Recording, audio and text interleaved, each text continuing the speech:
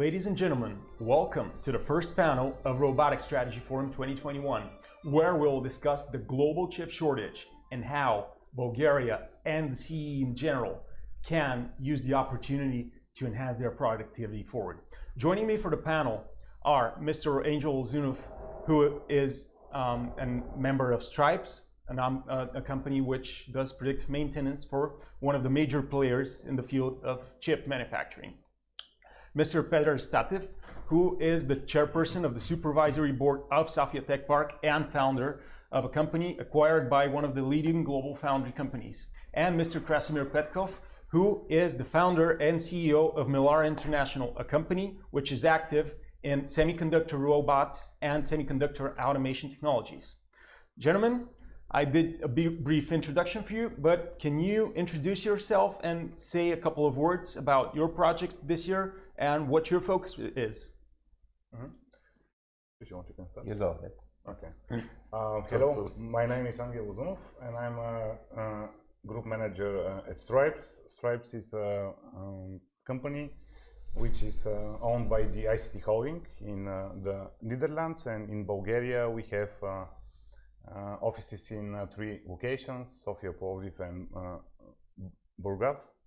We are specialized in software solutions, and for the semiconductor business we are operating and we are working closely with one of our main clients, the Netherlands company ASML, for which we are working over various projects for the diagnostics, maintenance, predictive maintenance, monitoring, for the metrology, for the testing, and so on. And also we, outside of the semiconductor business, we have clients with industrial automation, industrial robots, etc. Thank you for this, Mr. Uzunov. Mr. Statev, Mr. Petkov, who will go next? Good morning to everyone. My name is Peter Statev. First of all, I'm an entrepreneur, majority shareholder and CEO of the Smartcom group. It's an international company which with offices in UK, Bulgaria and Turkey, offering professional services to the companies like Facebook and Google. Also, during recent years, strongly involved in IoT business. Smartcom is among very few companies in Bulgaria which continues to, all through the years, more than 30 years on the market, to design, manufacture, install and support special telecommunication devices and system. And recently, it's my honor to be chairman of the supervisory board of Sofia Tech Park, where we aim to close the gap between the academy world and business. Hopefully, this started to happen, and our recent project is establishment of and elaboration of the newest supercomputer in Bulgaria, Discoverer, which has more than 6 petaflops computation power. So it's my pleasure to be here and to discuss the topic with you. Mr. Petkov? So like the gentleman before me, I'm also one of those which start business in '84 here in Bulgaria. But I moved my business in the United States, and we're very involved in semiconductor industry. Mainly, we're providing equipment for many different processes which is used in semiconductor industry. There are more than 300 processes. I was gladly say that ASML is my client. And not just ASML, but everybody who is involved in the semiconductor industry are our client. We mainly providing transporting systems, so robots and systems related to transporting semiconductor wafers. Also, our company is involved in a bunch of processes like optical inspection, lithography. And I'm very happy to say that our business is all over the world. We have more than 200 clients, and we have more than 30 of Tier 1 clients, which is proudly we will say the biggest one buying from us. We moved our business in Bulgaria 10 years ago, and I'm very happy to say that this was a very proudly moved and made in a proper way, because we find out that In Bulgaria, people are extremely smart and very full with imagination, so we can find good engineers here. Unfortunately, the climate is not there when we come, but right now the climate changes so rapidly, and I'm so happy to see the young generation of engineers here at the Sofia Tech Park in Sofia and Plovdiv. When you see the enthusiasm and the way how Bulgarians works today, I'm extremely proud to say that I think Bulgaria is going to succeed. We definitely do share your feelings, Mr. Petkov. So, starting with the first question, everyone in the media asked, what caused the global chip shortage of 2021? When will it end? Gentlemen, what are your perspectives on the issue? Maybe I don't know who is going to start, Doesn't matter. but I think one of the major role for the global shortage was the pandemic. I mean, and also was the political reasons, because right now I think Europe and United States and Asia, totally in Asia, they have a little bit different perspective about the future. So I believe the war in the market of domination of electronic component market is starting. I think some of the well-established companies, they realize that many things happening in Asia very fast, and a lot of new emerging technologies happening today, from the production of new substrates, also from the production of new chips, and also who is going to dominate that, let's say, 5G or power components, who is going to dominate that industry. I believe Europe and United States, they realize they have to invest a lot of money to go back to that game, and that shortage is going to be very short term, I think. I would say that such kind of shortage is not something unusual. We saw during the years many such of shortage. Initially it was with the fiber optic cables, then it was with memory chips. Sometimes it's due to some nature events like flooding or fires or whatever. By example, last year a very strong winter stopped the fabrics in Texas.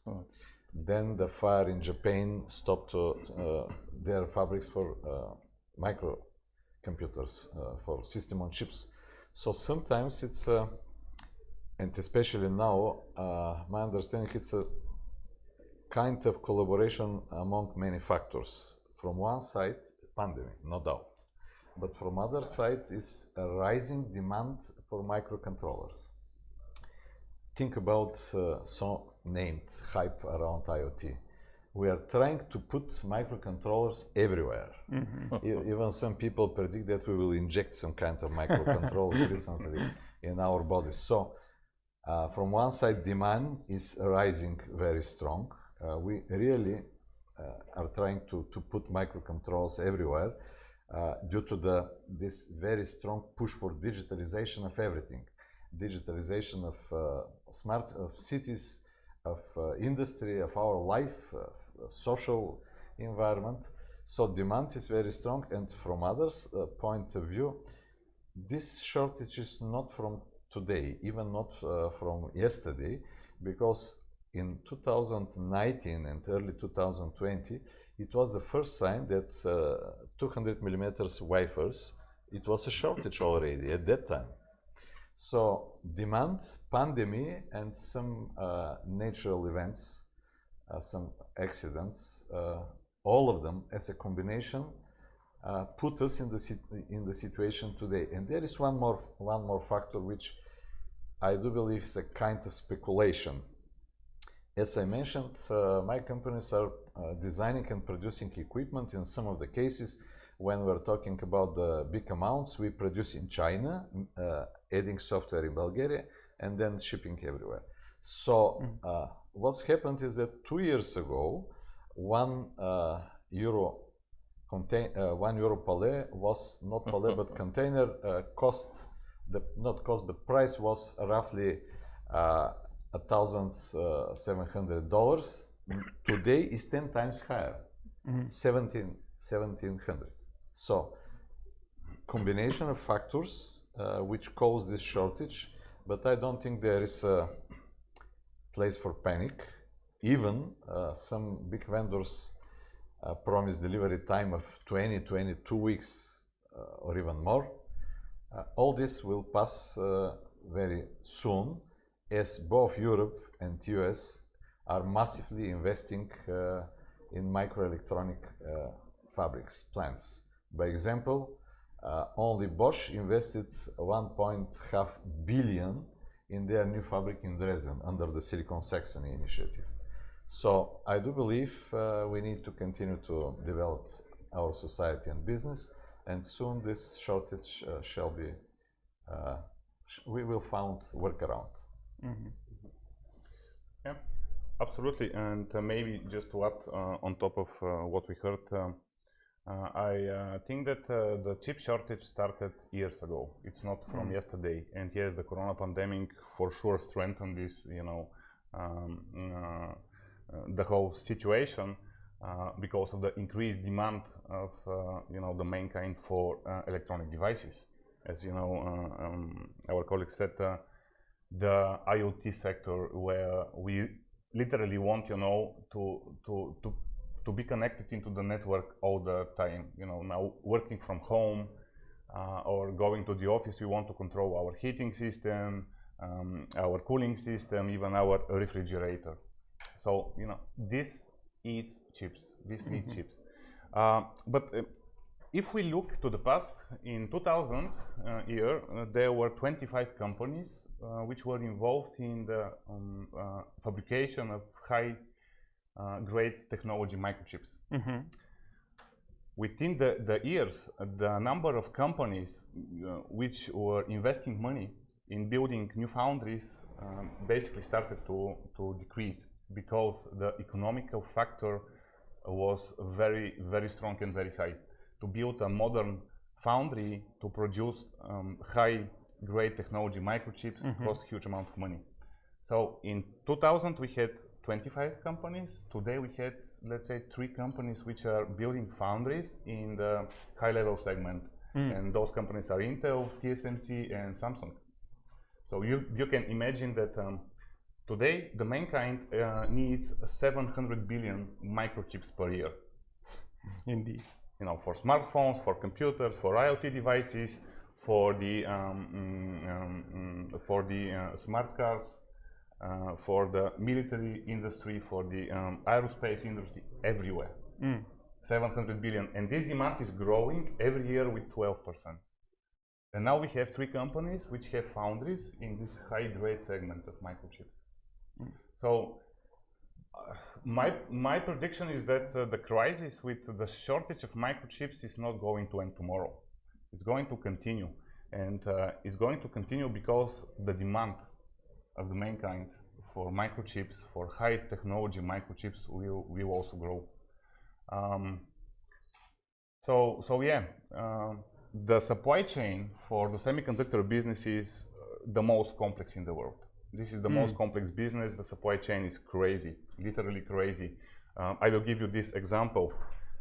For your design company, the so-called fabless company, which your headquarters is, let's say, in the California, in Cupertino, and you're making the design of your microchip, but you don't have the resources to invest in a foundry. And even if you have the resources, you just don't have the time to build a foundry in, let's say, in your area, because this will take a big amount of time. So what you are doing, you make the design in Cupertino, then you're sending this design via internet to Asia, where we have one of the biggest foundries, the TSMC foundry, and basically you are outsourcing the production, the fabrication of your microchip to a company like TSMC, because they are focused in the foundry business. They invested billions of dollars to build a modern foundry. So they're producing your microchips, and the production in the foundry of the microchips, takes between 2 and 3 months. And after that, those silicon wafers which are produced in the foundry, there is whole ecosystem attached to this foundry of smaller companies which are doing, let's say, the thermal solutioning, the packaging. So, and the period from the production, from the initial start production in the foundry until the microchip, comes to the end user, can be up to 6 months.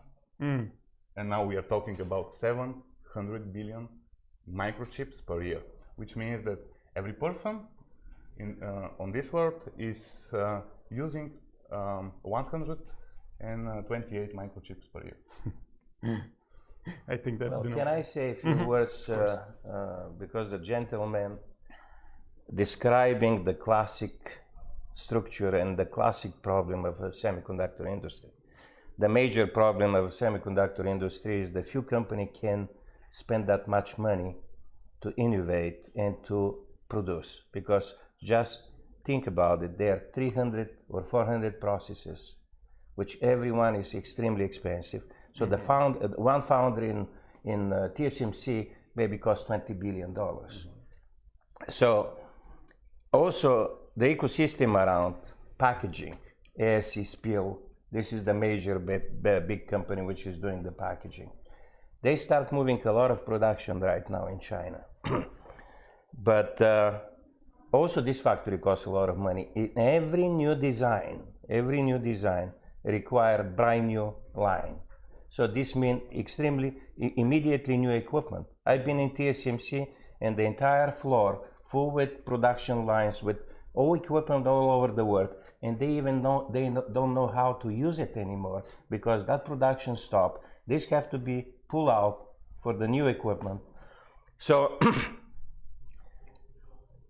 I'm extremely, optimistic, because if we continue in the same way, this is not going to be the future. I think the future is going to be of micro production. This means you have to be able to make chips, not with $20 billion factory, but you have to be able to make chips with the factory which is going to be with the size of this room.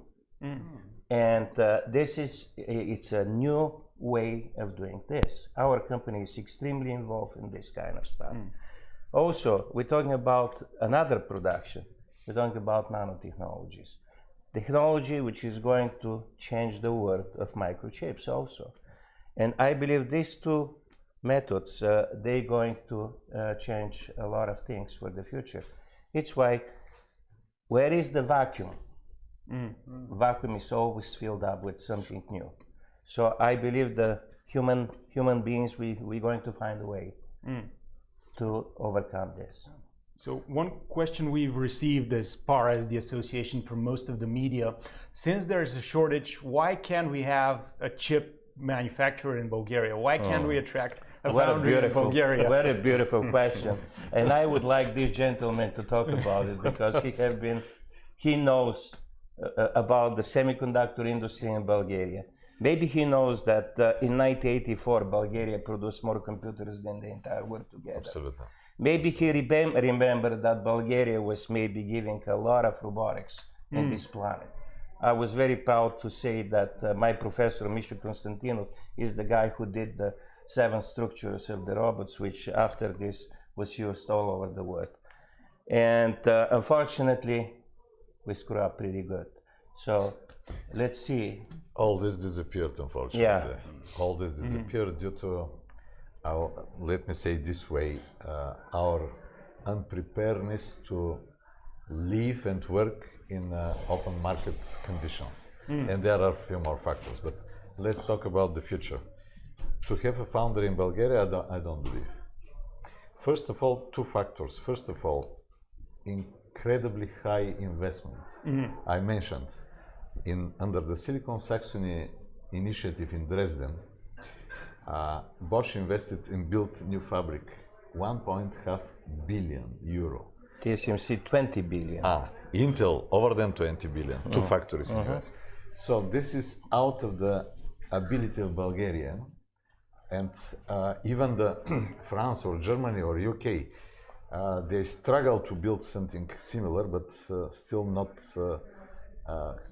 competitive. So I do believe that the place for Bulgaria, clever guys and girls, is not to be in a foundry lines, which are highly automatized today, but to do what we can do on our best, which means simulation, emulation of the checking if X design can be produced properly in specific foundries.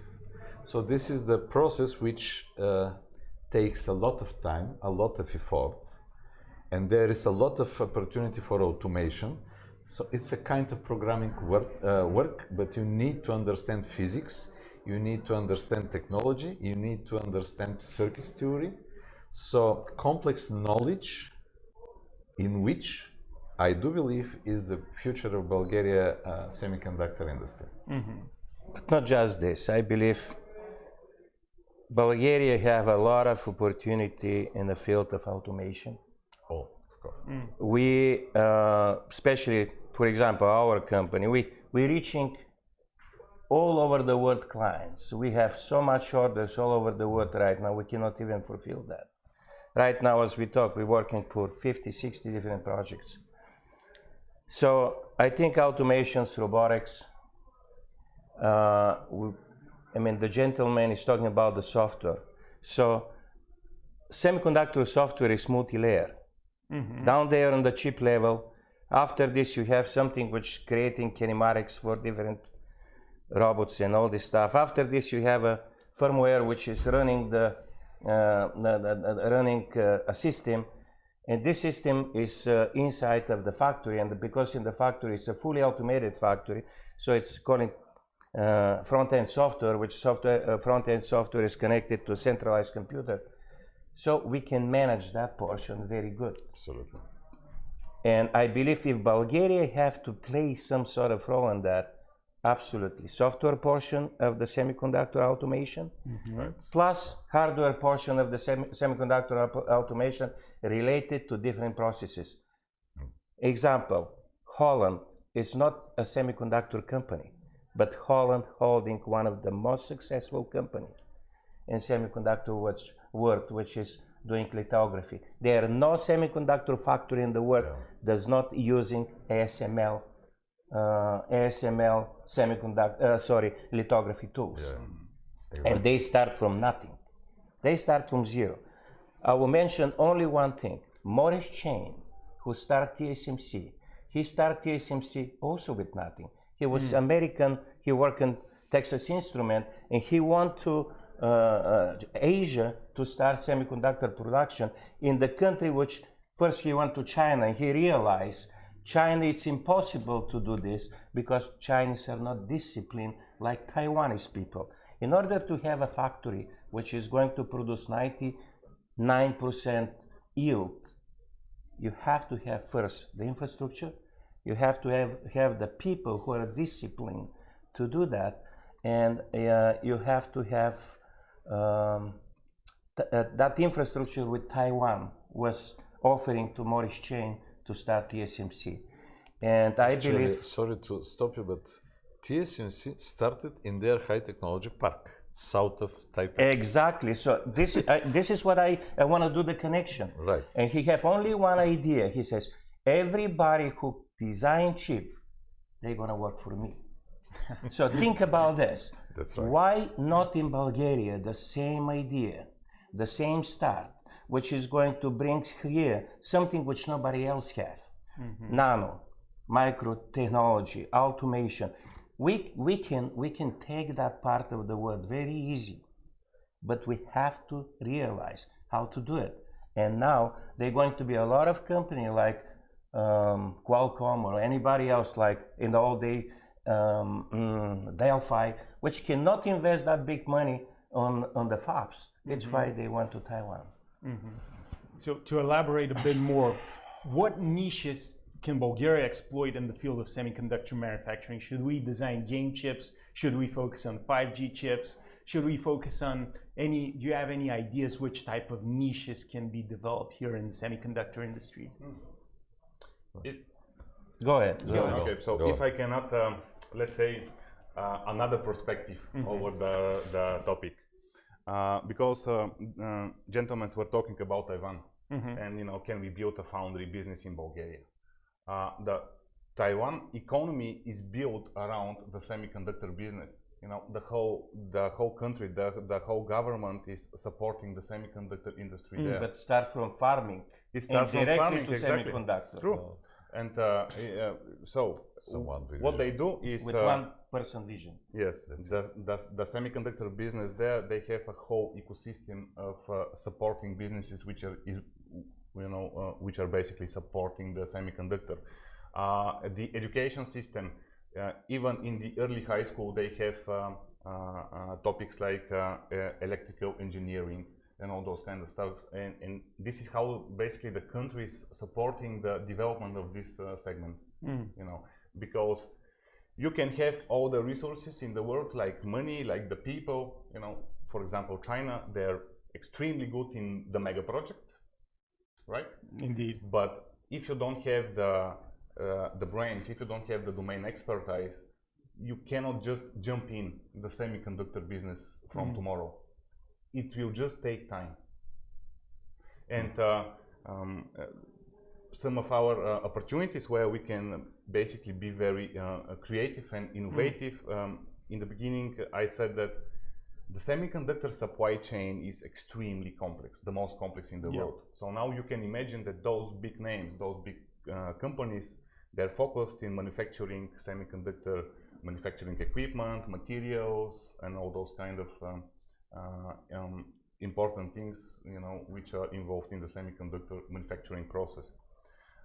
Which means that those big companies, they have a lot of problems inside, right? And they just don't have the time, because this will change the focus of their main business. And this is a good niche where the companies in Bulgaria can basically deep dive what are those problems, can be innovative, creative, and build some solutions. I'm talking from software perspective, because this is the domain where we operate. But for example, from software perspective, we are working together with ASML over the diagnostic and monitoring software, because one modern foundry can cost up to 20 billion, and there are very few companies which are going to invest that kind of money in the in building a new foundry, because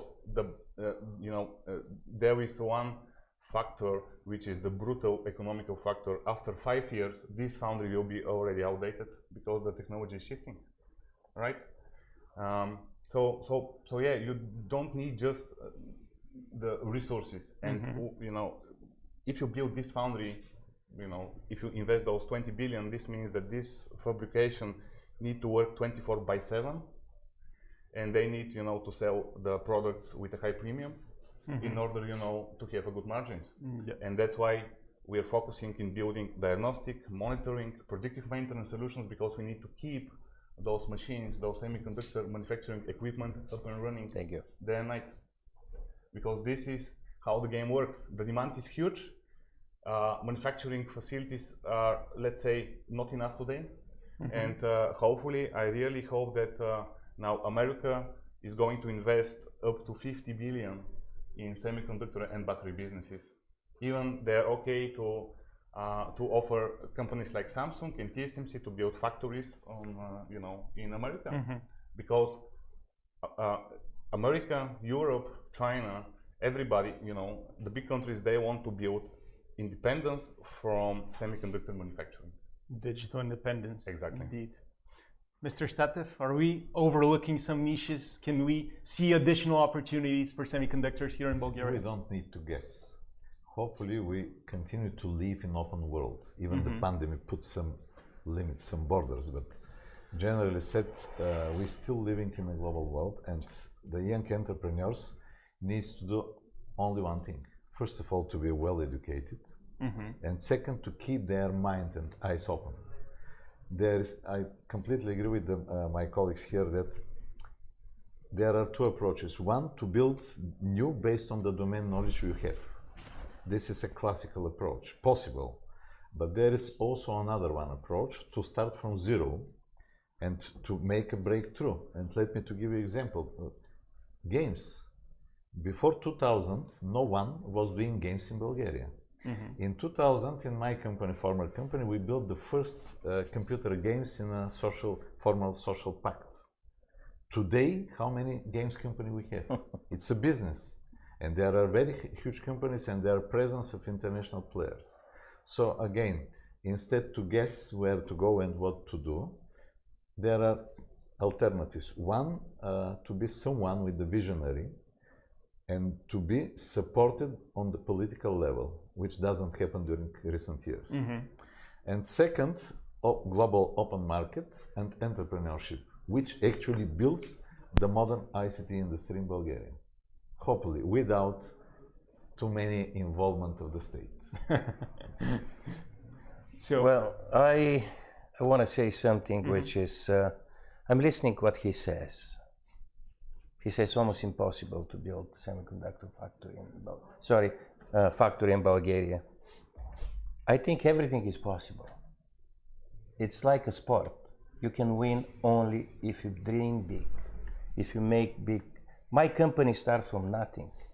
We start from zero. How come many years everybody comes to us? Who we are. We start from nothing and all of a sudden right now we are player and our brand is very well known around the world. And I would say this can start from the same zero. It's not zero anymore because over here it's a lot of things happening in Bulgaria. And I'm absolutely certain that if you think big, you're always going to win. And like he says, we have to have a little help from the government, because I was invited in conference like this many years ago and I heard the amount of money spent for research and development in Bulgaria was only $40 million. And at the same time, I'm working in US with the laboratory, which is spending that much money for a year. Right now, I believe it's a lot more, but we definitely have to invest more in education. This is what my company does in Plovdiv right now. We are involved deeply in university. We opened laboratory over there for robotics. We are involved in the high schools. There are a lot of our high schools. They're coming to our company to take the summer jobs.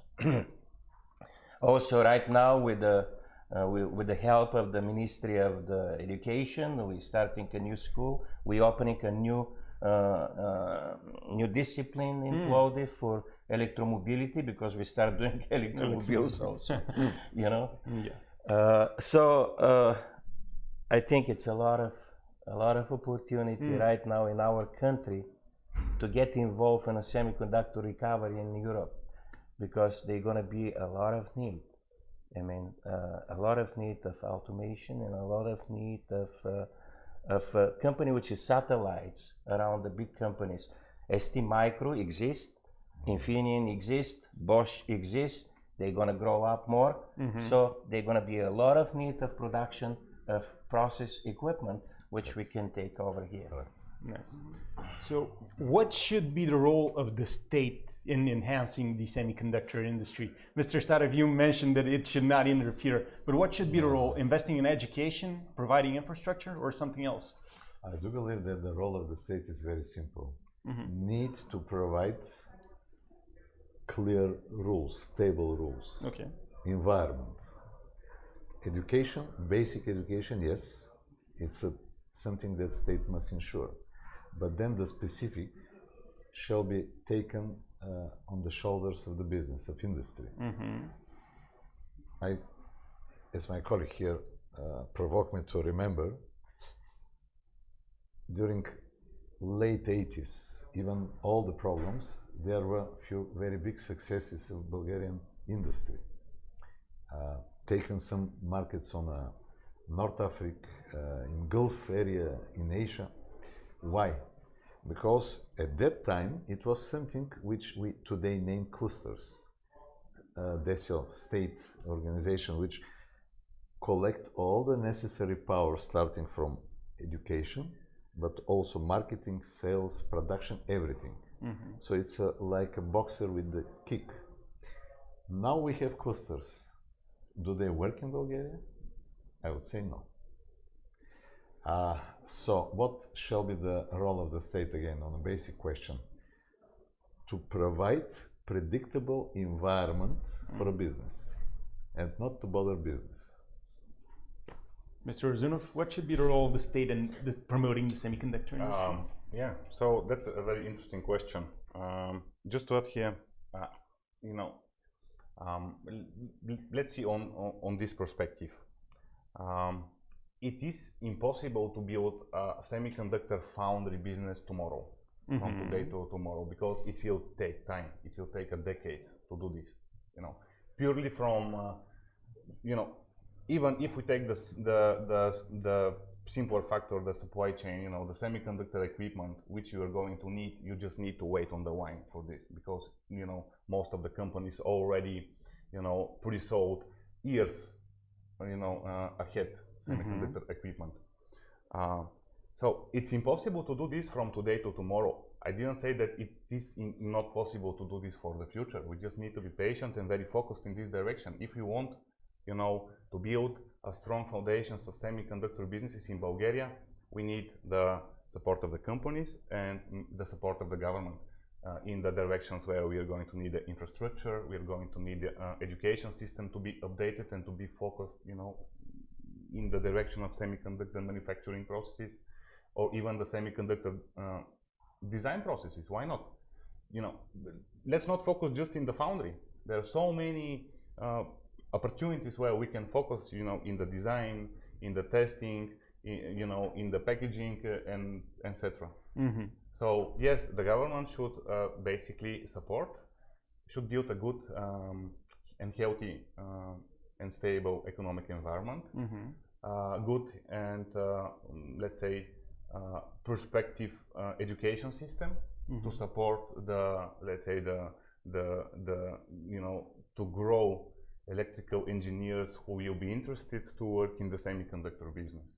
But again, you know, it will take time, and that's normal. Well, taking time is always. But when we're talking about disruptive technologies and when we're talking about disruptive thinking, what we have to think is the most important: what is going to happen to the human race for the next 5 years, for the next 10 years? And if the country concentrate thinking of what we can do here in Bulgaria for the emerging new technology, the new way of thinking, I believe we can escape a lot of steps of slow building of not just semiconductor industry, but any industry which is going to be important for us. So it's why, if we want to be successful, we're supposed to think about the future. And if we think about the future, we're always going to find that beautiful niche which our small and smart country can get in. And if we can think about that, we're always going to find it. It's why I'm talking about nanotechnology. I mean, who knows about nanotechnology today? There are few clusters around the world which is working in that field. I'm very happy to be able to work with the Northeastern University. We're building nano clusters. We have a patent on the first, like not TSMC, like KLA think, or have a patent on the cluster tool for vacuum technology. We have a patent on the tool which is nano cluster tool, our company. But together with Boston University, we're working on a lot of building chips directly with nanomaterials, just layer by layer. Also, we're doing this thing with the Singapore University right now, with Surrey University in England. This is something which we can get in very from the beginning. Also, like I says one more time, what's happening today is think about need of energy. So if we go in that direction also, so emerging technology, and we have to think how we can get in. I want to add, Bulgaria, as every state member in the European Union, has a document which is named Intelligent Strategy for Smart Specialization. The question is how intelligent and how specialized is it? It is, sorry. We need to think about, because again, we are a relatively small country. So there is a, even today, we experience a lack of resources, human resources. So I don't think it's possible to have tens or even hundreds different goals. We need really to be focused and to choose on a society level, because state is on the top of society. It shall work for society. So we need to choose those niches based on some kind of visionary or market understanding, or simply working with someone who is clever and big enough to lead. But we need to be more focused, instead to pay attention and to throw money everywhere, because the result is like a water in a sense. So this happens until recently. Yes. Pushing money everywhere, there's no result. For a small markets, as us, we have only one chance from the very beginning, for every startup, to be focused on the global markets, because internal market is not sustainable, cannot ensure sustainability. So, again, what is the role of the government? To focus the limited resources we have in area, in niches, in industries, where we do believe we can make a breakthrough on the global market. That's the only, from my point of view, my humble opinion, there's the only way to be successful on the global markets. We are not competing with Serbs, with Romanians, even on everyday businesses, but globally said, we are competing with everyone in the open world today. So, two things you discussed: perspectives on the future, government planning. You know that the EU wants to achieve a 20% market share in the field of semiconductors by 2030. Do you think we can achieve a 20% market share in the competition with Asia and America in just 10 years? Well, right now it doesn't look easy, because what we did for the last 30 years in the Western world, because I live in the United States for 30 years, we let Asia do everything for us, and we took advantage of this thing. So for these 30 years, they work very strongly, and they learn how to do it. Right now, they even learn how to do the process equipment. They don't want to buy from us any more process equipment, because in Taiwan, in every garage, they make semiconductor equipment today. So it's going to be very difficult, because it's not too much left in Europe, and it's not too much left in the United States either. It's good news in US, in Europe, it's a lot of new stuff happening. And based on that, maybe we have a chance.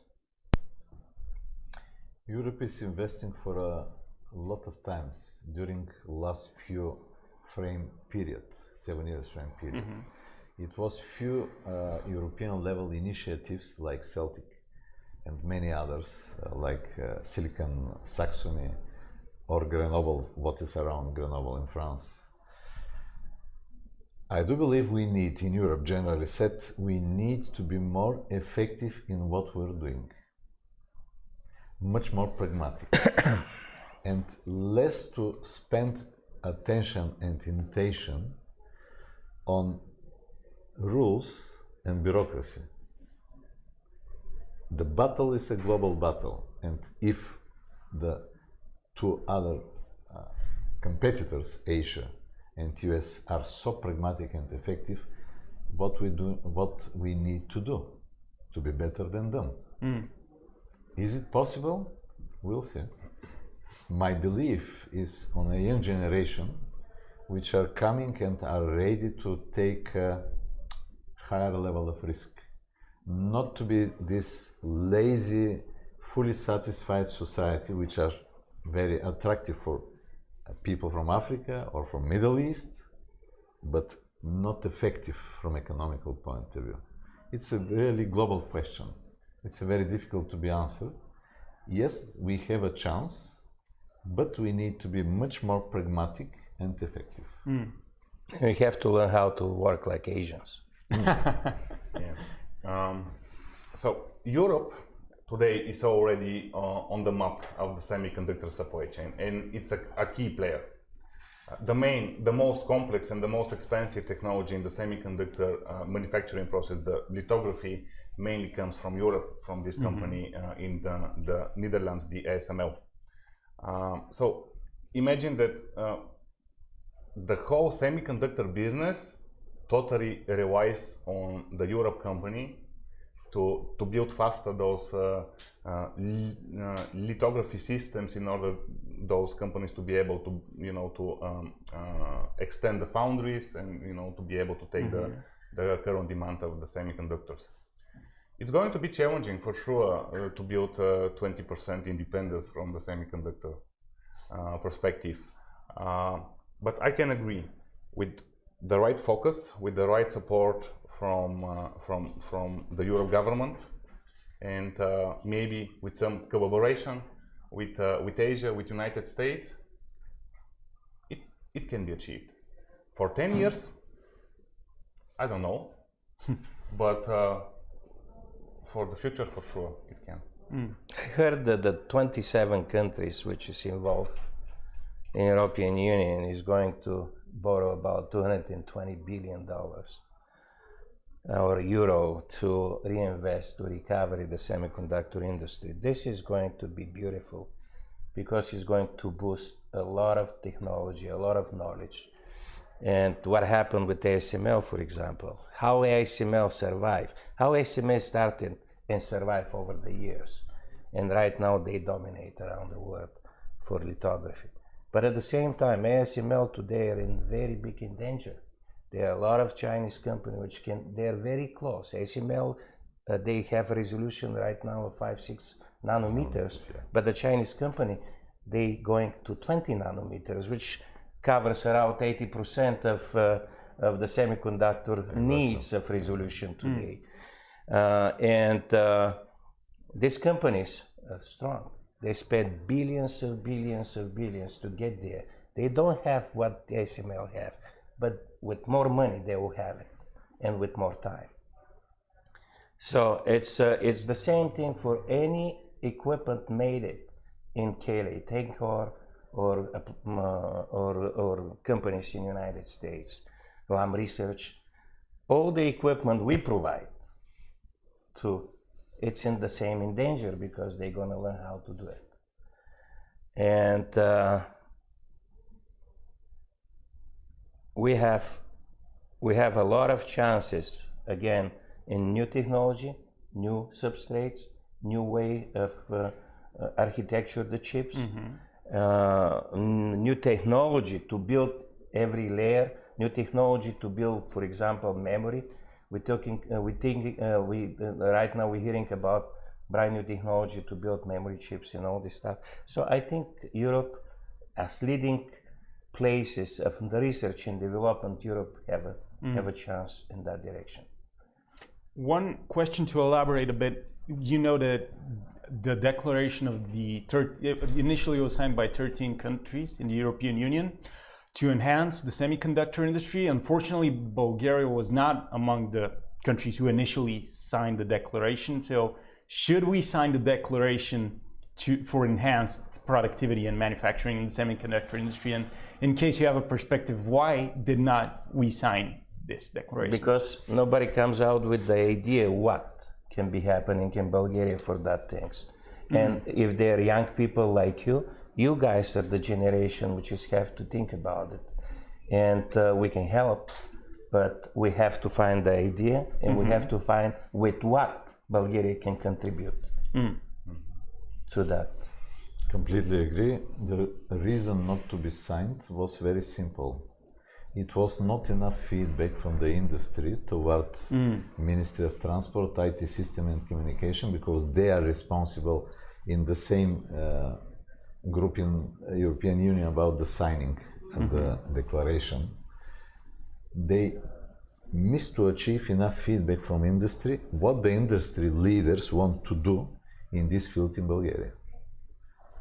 I suppose we will get in stable political environment next year, and then it's open, we can join. But first we need to answer what we want to do and how to use the resources we have right now, how to use the domain knowledge we have right now. Yeah, I also think that signing this declaration is going to bring good opportunities for Bulgaria to be part of this union, especially in the semiconductor area, which is now a huge thing on the global scale. And I also agree. I think the reason was that not enough feedback was collected from the companies operating here, and that's why we just missed the moment to sign this declaration. But as it is an open act, we can do it. We can do it next year. We can do it after 2 years. We just need to really the business here, the business environment involved in the semiconductor processes need to really want and to focus to be part of this. And, if we want to be like every project, this can be a project for the government, and this project have to be leading by project management team. After this, by team who is going to come out with the project and put that project on the table of the European Union and says this is what we can do. Without this, just talking and thinking that we need to do it and do it nothing, is not going to happen. True. So proposing a project means that you should have a vision of where the semiconductor industry in general is going. A lot of analysts are discussing, are we going towards 1 nanometer chips? Are we going towards smaller, faster chips? What is your perspective? Are we headed towards 1 nanometer? Let's say ASML guys talking about 1 nanometer, because my opinion, 1 nanometer will never happen, but 1 nanometer can happen with new materials. I'm not talking about 1 nanometer resolution on the chip. I'm talking about 1 nanometer and smaller, for example, in Armstrong's material, which can be used to create the chips. This can happen. But resolution, let's say ASML guy says. Well, 1 nanometer for sure is it's very, very challenging scale. Today we are at 5 nanometers. For sure, with the current technology, with the EUV technology, with the optimizations on hardware level, on software level, the scale will drop, let's say, to up to 2 nanometers. But yes, I agree. For 1 nanometer, we will need to invent better materials which can basically support this. And after the nanoscale, we are basically entering in the atomic scale, and this is the absolute lowest scale which we can go. We cannot go less than lower 1 atom, But for sure, the semiconductor industry is going to continue investing in research and development, in new technologies, in evolving the existing technologies, and I'm sure that those companies which are the big names in the semiconductor business, they are going to approach for sure the 1 nanometer. I don't think we have a question to go or not to go to 1 nanometer. It's how to say mutual. One day it will happen with the new materials, of course, and new technologies. But do you know that today even the 5 nanometers technology is not prevailing technology for a mass market? Automotive industry, they don't need 5 nanometers. They use over than 20 nanometers technology today. This is the mass production. So from my point of view, as my colleague said, let SML to think about 1 or 2 or whatever. We need to get oriented what can be the niche where we are able to make a breakthrough. And I want to make an analogy. For years, Bulgaria was struggling to join European Space Agency. Even some years, the state was ready to pay the fee. The question years ago was that The former Institute for Space Technology is very low profile. It's a part of the Bulgarian Academy of Science, and it was not a real business to support the activity under the European Space Agency umbrella, because there is a state fee, but there are a lot of projects which can be given back. The delegation of European Space Agency were here many times, and only recently there are companies which can answer, which will make the presence of Bulgarian there meaningful, like Endurosite and few others. Yes. So I don't want to say semiconductor industry, because my understanding is that there is a convergence, like 30 years ago started convergence between the telecommunication and IT.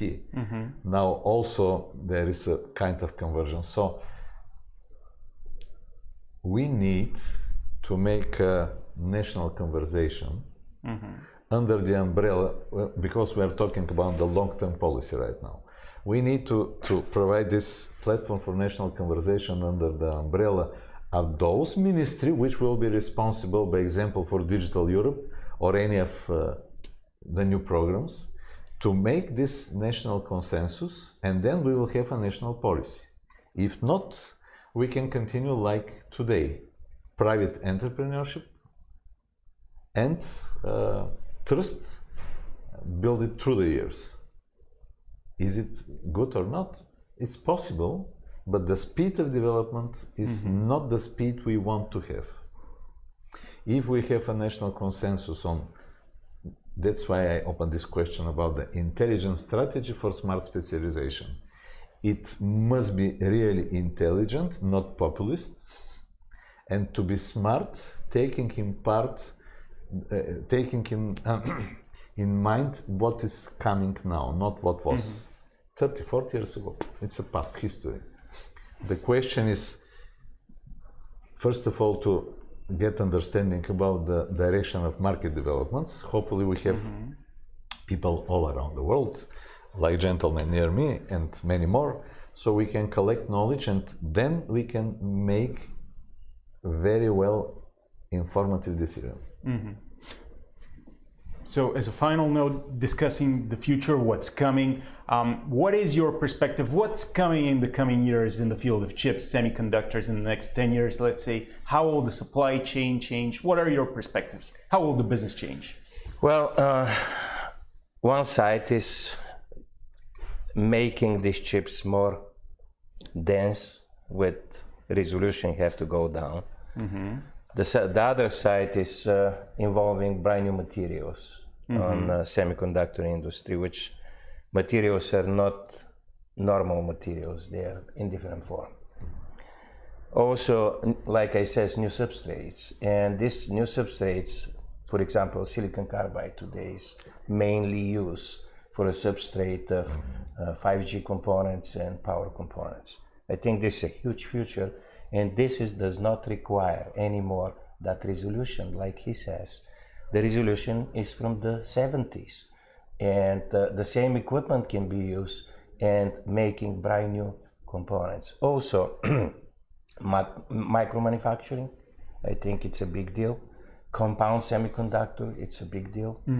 And this is what I see it's happening, mainly in the field of new components made from new materials and new substrates.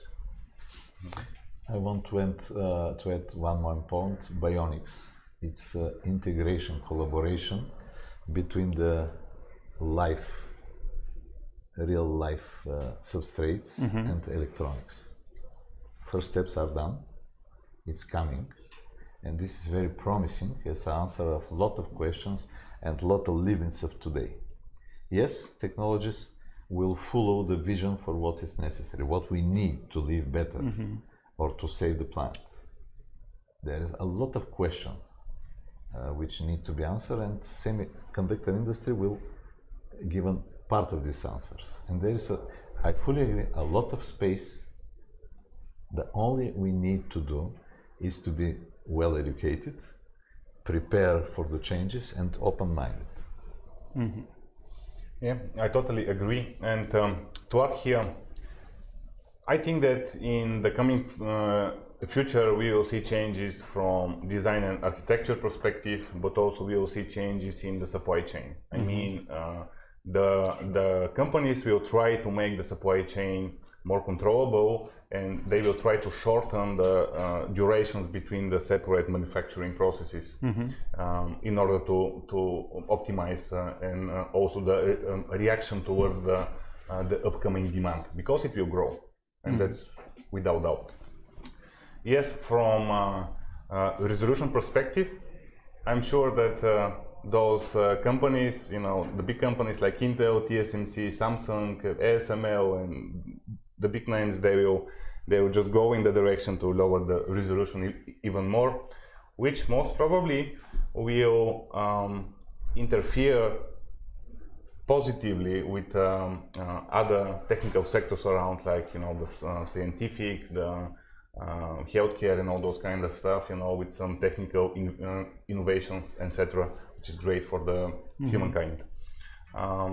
And I think that the main change will be that the countries, the big countries, you know, America, the countries in Europe, they will start investing resources in building semiconductor independency for the demand which they had, you know, in the local economy. Because this is important. I totally agree. We don't need only 5 nanometers microchips. You know, the most, you know, the mass production is around 20 nanometers, and China today have, you know, they have the technology to produce 22 nanometer resolution. So yes, but I think the focus will be that America and Europe will start investing resources in order to start building some manufacturing capabilities in order to build some independence from Asia, in order to save, you know, the local economy. Because what we saw this year is that in America, for example, because of the shortage of the microchips, automotive brands just closed factories. They just cannot produce cars. And this is, you know, in Europe, some brands are also jeopardized. For example, 2 years ago, if you go to buy a new car, if you took, let's say, 3-4 weeks maximum to receive this vehicle, today you need to wait 150 to 100 days. Yeah, but the reason is very simple. Maybe you guys remember, Delphi is the company which started the first automotive computer. So the Delphi order everything in Asia. They have a beautiful factories, but they don't produce nothing. Everything was produced in Asia. They buy it for very short money, and they sell to the automotive industry in the United States for big money, and they live on that difference. 40,000 people at that time, this was in 2000, they live on that difference. All of a sudden they realize that this cannot continue. They lay off 40,000 people, and they return back 20,000 to work, to get rid of the unions, and also to figure out how they can save their automotive electronics in United States. This was a very crucial moment. And right now is the same crucial moment happening, because right now what's happening on the new components and the new way of doing chips, like I said, I'm saying it many times, 5G, but this is very important for the United States, and they will never produce this thing anymore in Asia. Sure. It's what I think. It's why they build capacity today, they built everything, and this is going to happen. I want to add, to comment first of all about some key driving forces on a semiconductor market, not only, but also with a huge impact on semiconductor market. 5G, of course, automotive industry, of course, but there is something new which is coming, very promising, very questionable, and with a lot of opportunity. It's a quantum computing. Yeah. Today, there are some hundreds of startups around the world trying to design quantum computers which are able to work in a standard environment, not in a deep freeze or in a superconductivity environment. And this will impact on semiconductor industry also, because there are many different ways to build qubits. It's not only one way. So this is one very promising niche. And if we are able to build knowledge, it's a very complex knowledge. First of all, physics, of course, mathematics, and microelectronics. Then we can take a place on this market too. It's a rising one. The market does not exist right now. There are different attempts. Even big sharks like IBM and many others, they are on the very beginning of this. And so the beauty, we have mental capacity. Yes, absolutely. I was remembering hiring young gentlemen from MIT, and I remember the first 10. 8 of them was Bulgarians in the old days. So how come? And today goes to Olympics on mathematics and physics. They're young kids still winning.